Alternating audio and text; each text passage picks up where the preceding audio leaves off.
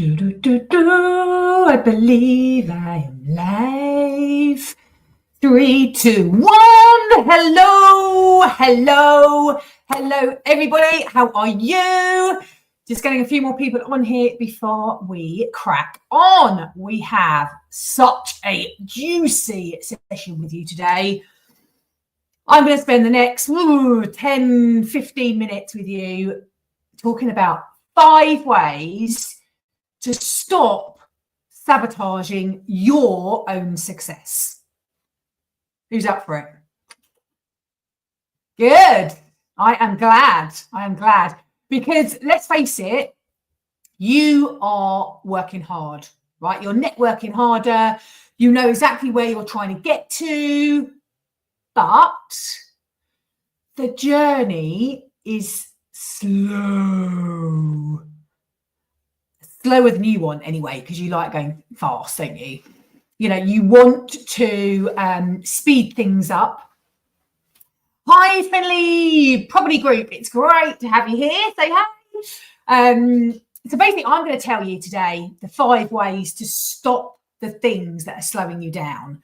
Because we all know, and if you've been following me the last couple of weeks, I've been doing a series on self-sabotage, on perfectionism, and you are now aware that there's absolutely ways that you are sabotaging your success. All right. So go back on the other videos. If you want the 7 signs, if you are or not, go back on them. It'll be worthwhile you having a look. I've had some brilliant feedback from them.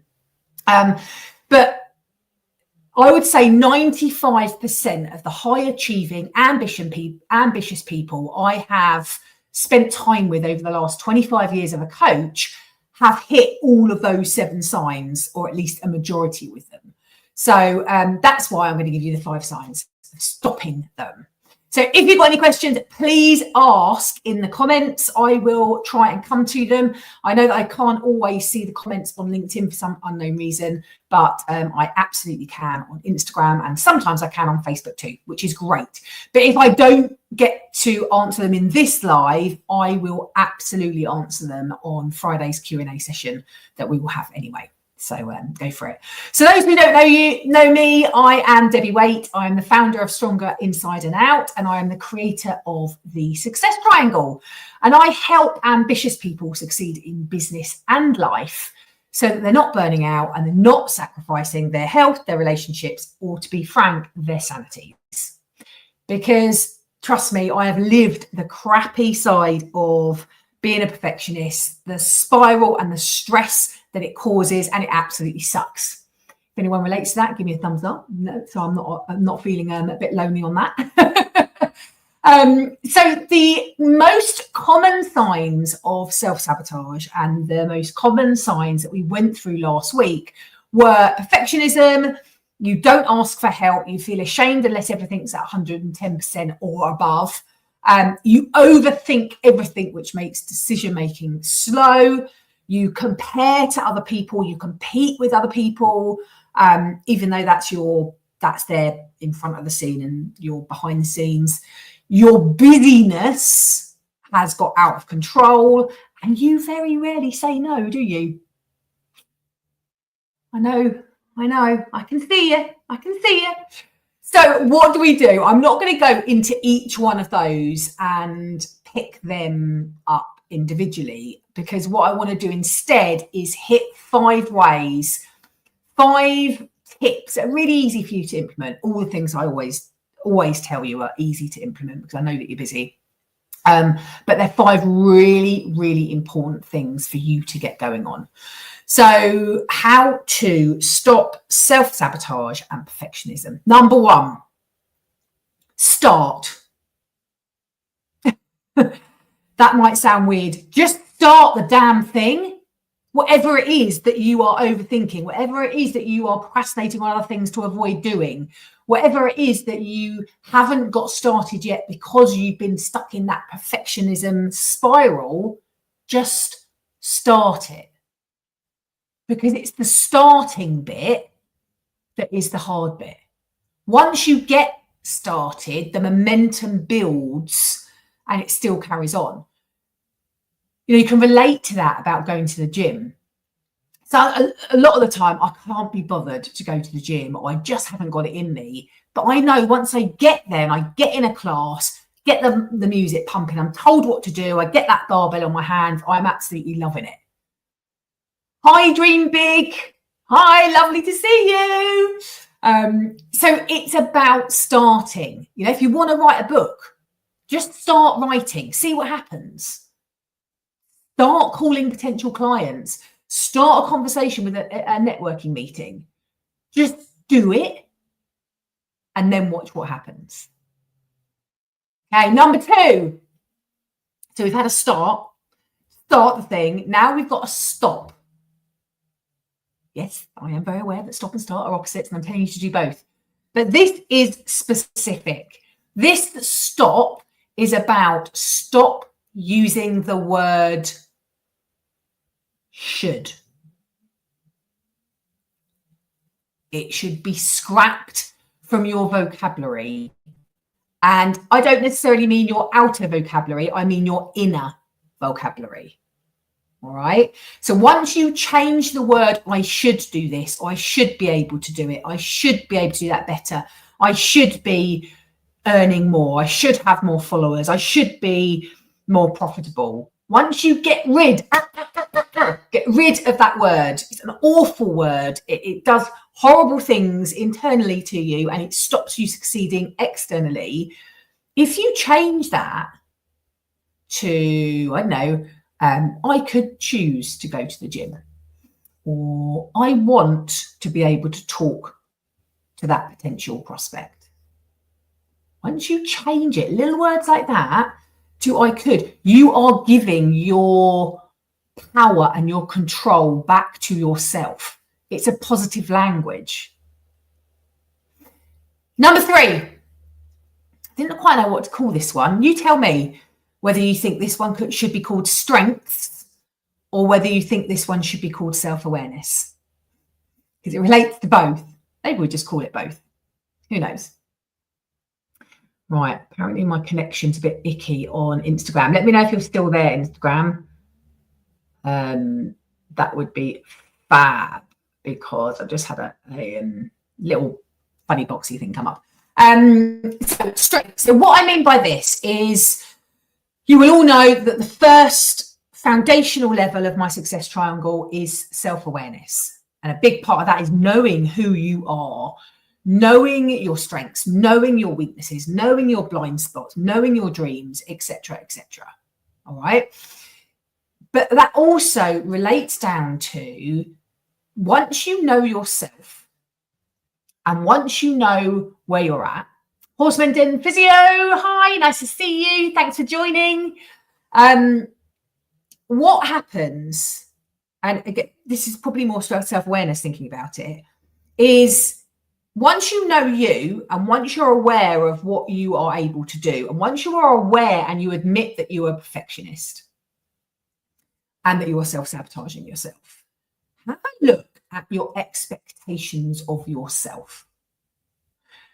I am all one for having big goals, having big dreams, having big visions, because actually if we have something big and we don't quite meet it, that's often better than having a low bar and reaching it, you know? However, when it comes to perfectionism, one of the reasons why we don't get started on things, or one of the reasons we procrastinate, is because we want it to be perfect all the time.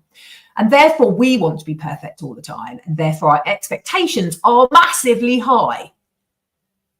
And so what happens then is we don't end up doing the thing, which relates to obviously point 1. So actually, if we lower those expectations slightly, then because the expectations are lower, the pressure is released, which means you're much more likely to do the thing, because there's not as much pressure and expectations on you. And actually doing something with low expectations is better than not doing anything because the expectations are too hard. Plus, from a psychological perspective, if you actually hit the goal where the expectation is low, it creates the momentum that will give you something to push you forward and the momentum of pushing you forward. Because if you're always striving for that perfectionism, it causes stress. Stress causes more stress, which causes burnout, and you don't do anything. So we want to get rid of that. Okay. This is about sustainable success, sustainable action, getting you into a good place. Number 4, I've got 2 more. Number 4. Tell me which one you're liking so far and which ones you're relating to, by the way. Pop the comment in. Number 4 is switch. So, switch is about changing your perception of what failure means. I'll talk to you a bit more about that. So, often people don't do things because of the fear of failure. So, they'd much prefer not to even get started than risk failing. And therefore, they see failure as a negative. Well, what if we switch that? Instead of failure being seen as a negative, what if we switch it to be seen as a positive? Because actually, failure is the most humanizing thing we can do. Because we all fail. We all fail. We're supposed to fail. That's where the learning comes from. That's where success comes from. So what if, because every time you start something, you learn, and therefore you learn from that experience, and therefore because you're doing that experience and learning from it, you get better. And therefore every time you get better, you get stronger. Every time you get stronger, you get more successful. And therefore becoming a better version of you, getting closer to your potential and succeeding more in both business and life. So switch the perception in your mind of what failure means.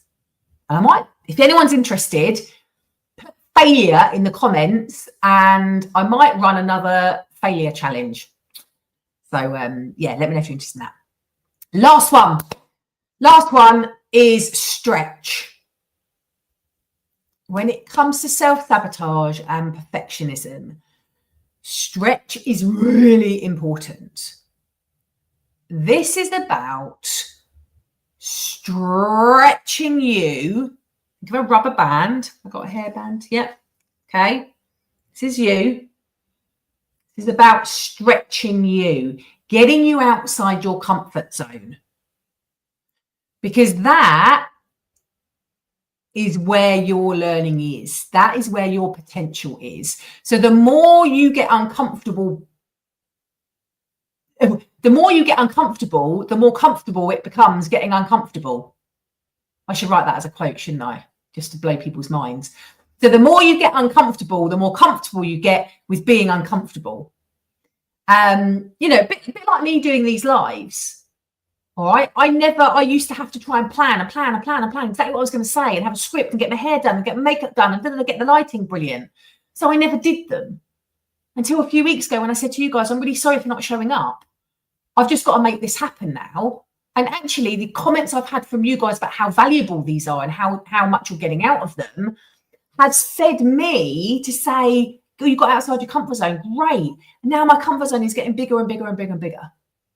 Because that's what you get from feedback. All right. So I have told you the 5 ways to stop self-sabotaging and perfectionism. 1 is start, whatever it is you got to start. Stop overthinking it and procrastinating about it. 2 is stop saying should. 3 is having the self-awareness to know your strengths and set realistic expectations.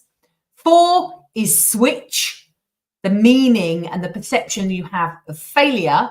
And number 5 is stretch yourself and get outside your comfort zone, because that is when things become more comfortable. And I tell you what, I'm going to chuck in a bonus for all of you who are still with me today. Thank you. All of you watching on replay, thank you. I'm going to give you a 6th way. And that might sound weird coming from a high energy, slightly nuts, always on the go type of person like myself. But this one was an absolute no-brainer and a game changer all the fancy words for me in my business and my life, and that is stillness and silence. I don't go a day anymore without having at least a minute, because I've got realistic expectations of having some stillness and silence. You know, I've had a crazy weekend. I've been on one of my ups, which means I've got loads of energy. The momentum's high. I'm getting everything done. I'm being all things to all people. But if I do not have some stillness and silence, I burn out. I have the self-awareness enough to do that. So that's the bonus. Just sit. Feels weird, doesn't it? But that's good. That means it's getting outside your comfort zone. So let me know, which one is your favorite? Which one do you think is going to be easy? Which one do you think is going to be hard? Again, if you've got any questions about today or any of this series, drop the question in the comments and I will cover it in Friday's Q&A session. And if you want to know more about my methodology, my success triangle, then I am running a free masterclass coming up very soon for you online, 2 hours, giving it to you to know how to succeed in business and life and giving you all the framework. So write success underneath and I will get the link sent to you and you get signed up ASAP. Right, thank you so much for being here with me today. I've loved having you. And remember, you do not need to be perfect to be powerful. Your strength comes from inside of you. Go, have a wonderful day. Please share this with anyone you think it will be useful for, and I will see you on Friday for our Q&A. Take care.